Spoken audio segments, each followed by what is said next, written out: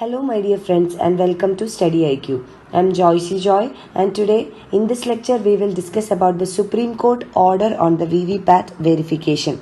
Now first of all, coming to the current affairs, the Supreme Court has recently directed the Election Commission of India to increase the random checking of VVPAT slips to 5 per assembly segment. Now let us understand what is VVPAT. VVPAT is Voter Verified Paper Audit Trial. So, as the name itself suggests, it is a device which dispenses a slip with the symbol of the party for which a person has voted for.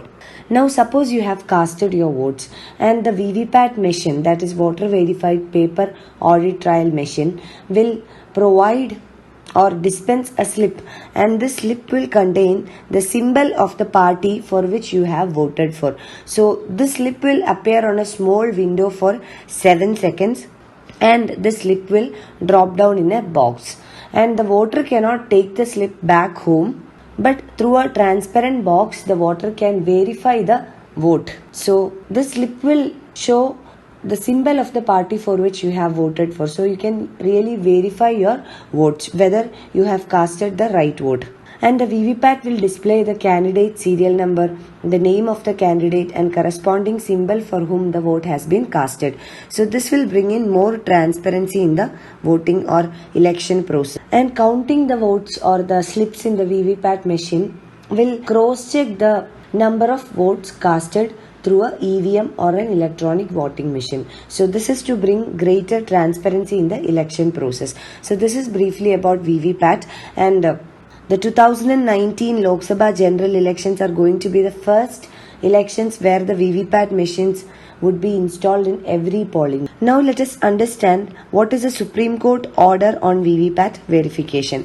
But before we move on, this is our channel StudyIQ and we are providing pen drive courses for various competitive examinations including SSC and bank courses, UPSC optionals, SSC JE courses, teaching examination, railway examination, defense examination, RBI grade B, NABARD grade A, UGC NET, UPSC Civil Services Examination, CLAT exams for various state PSCs and also for various professional courses.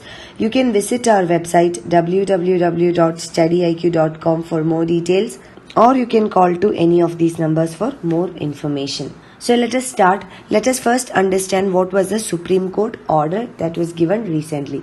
So earlier the VVPAT slips from only one voting machine or the electronic voting machine in every assembly segment or constituency was subject to physical verification. So from every assembly or from every constituency, only one electronic voting machine's VVPAT slips would be verified.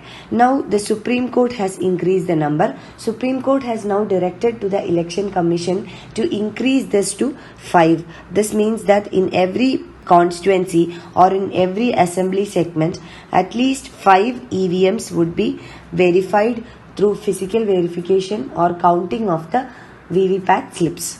So in the upcoming general elections, the VVPAT slips of at least 5 EVMs in each constituency or each assembly segment would be subjected to physical counting of the VVPAT slip. And in the state elections, this would extend to 5 random EVMs in each assembly constituency. So this is applicable not only for the Lok Sabha elections but also for the state legislative assembly elections also. And this verdict of Supreme Court would be first implemented in the upcoming Lok Sabha elections of 2019. And here what has to be noted is that there was a demand from the opposition parties for VVPAT verification in 50% or 125 polling booths in each constituency. So the opposition parties had argued or they had demanded that at least 50% of the EVMs should be physically verified through counting of the VVPAT slips, or at least 125 polling booths in each constituency should undergo physical examination or physical verification of the VVPAT slips. So this was the demand of the opposition. Now let us understand why did the Supreme Court did not agree for the 50% demand of the opposition parties. It held that 5 EVMs in each constituency or an assembly segment would be undergoing a physical verification. Let us understand what is the rationale. So, Supreme Court was in a view that the opposition's idea of counting at least 50% of the EVMs in each constituency would not be a viable option. This would be a drain on the election commission's infrastructural resources and the manpower. So if at least 50% of the EVMs needs to be physically examined, this would demand a lot of infrastructural resources and manpower from the Election Commission of India. The VVPAT slip counting takes place in a specially erected VVPAT counting booths, and it will require the close monitoring of the returning officer and direct oversight of the observer. So it requires a deployment of huge manpower.